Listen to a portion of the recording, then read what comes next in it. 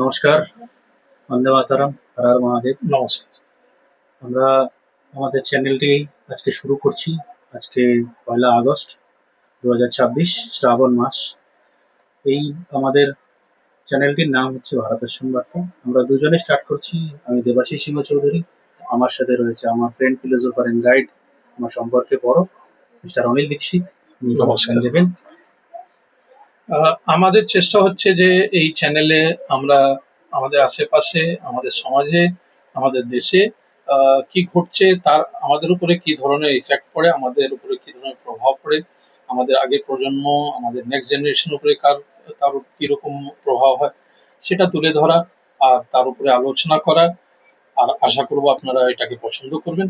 আমাদের তরফ থেকে যদি কোনো ত্রুটি হয়ে থাকে, ভুলচুক হয়ে থাকে, আমার আপনার কাছ থেকে একটাই আগ্রহ যে এটাকে আপনি ক্ষমা করবেন আর আমাদেরকে সাজেস্ট করবেন যে আমরা আর কিরকম করে ইমপ্রুভ করতে পারি। নমস্কার।